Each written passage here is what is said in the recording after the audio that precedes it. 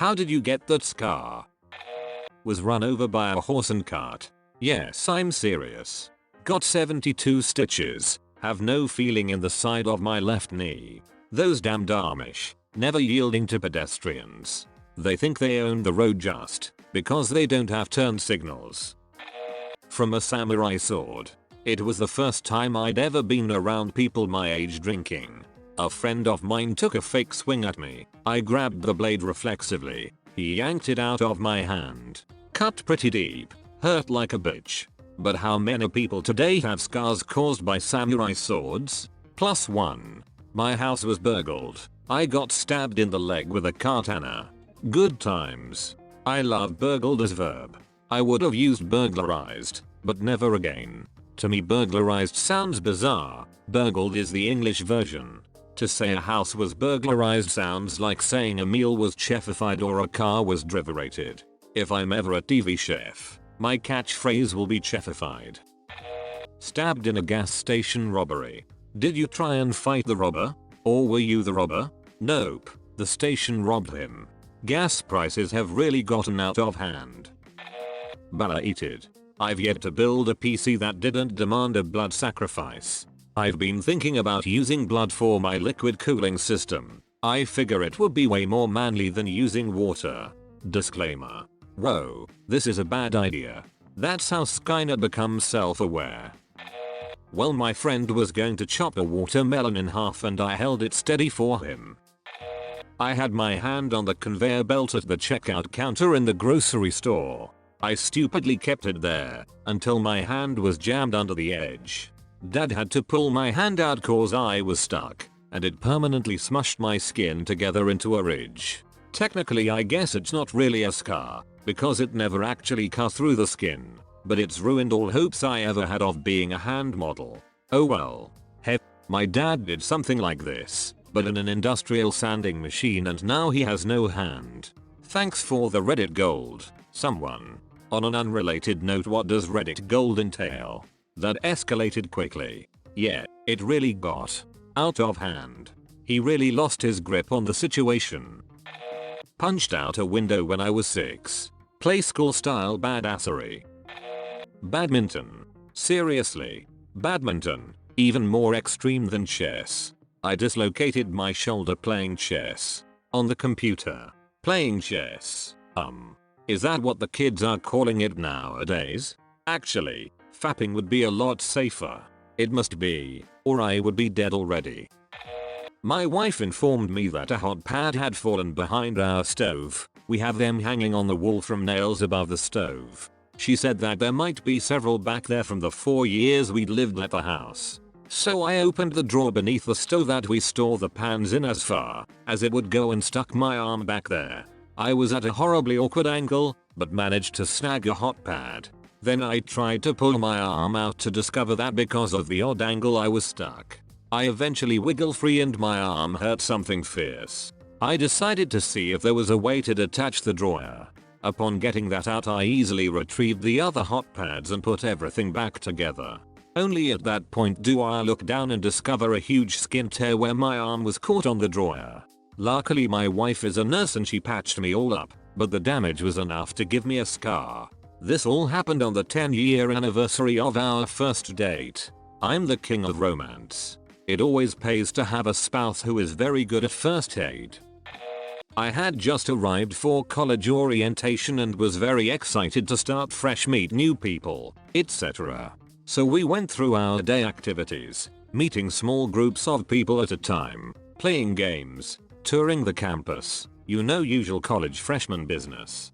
Anyway, to keep us from going out at night time for the first night, the school planned for the groups to go to a legit gymnasium, one that an Olympic gymnast would use. So there of course were giant trampolines, and you better believe I was going to go on them. So I'm a pretty large guy, 6'7", 200, so when I saw people doing flips and the like, I knew I was way too frickin' awkward physically to handle it. So I went on thinking, just don't get hurt and bounce. I start to bounce until I am getting more and more air. When I got nearly up to 10 feet of air, I lost control and started free falling down. Keep in mind the rest of my orientation group is surrounding the trampoline watching this entire ordeal. I then land. Not on either trampoline, but rather my shin strikes the middle of the two metal frames holding the trampolines together. I quickly got up and shrugged it off, laughing about it, not wanting anyone to think I was a pussy. My leg stung, but I thought it was just a bruise. Then I saw the looks on their faces. Just shock. I looked down and there was half of my shin bone exposed, fresh and white. Needless to say, I hobbled on out of there and got bandaged up. Yep, nice to meet all of you too. College woo. My leg stung, but I thought it was just a bruise. Oh, adrenaline. It worked, though, right? Forever after that people would say to you, hey, you're that kid from the trampoline. Either that or, hey, you're that kid that ripped his leg to the bone and laughed it off. Badass. It was the 90s and I was at the club with a bunch of friends. The Bobby Brown song Don't Be Cruel starts playing and we all head onto the dance floor to jam to the Casey Kasem top 10 hit.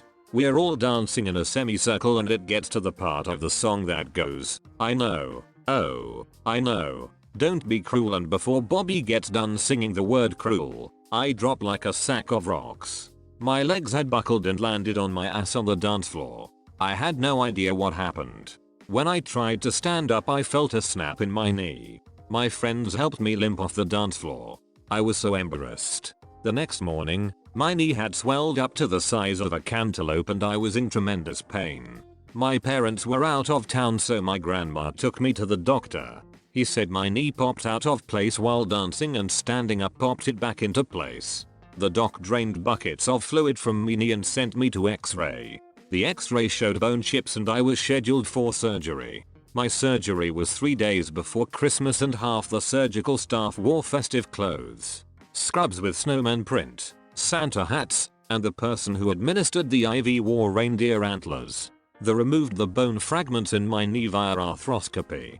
I now have 4 small round scars around my kneecap. And that's how you know you were having a good time. You danced so hard you broke yourself. This is why you must check yourself before you wreck yourself. An energetic game of hungry hippos. Surgery sad face. I wish it was an axe fighting tournament. Same boat as you, man. My current story is that I was defending an orphanage from a squad of Russian military bears, and one of them threw a grenade. The shrapnel gave me my scar. Masked guy with a knife was paid to cut me. I believed for a while some relatives of mine got him to do it. It seems however it was actually bankrolled by a big company. Anyway, I survived. Even if it's not a pretty scar, I'm still happy the insurance covered the surgery. Context?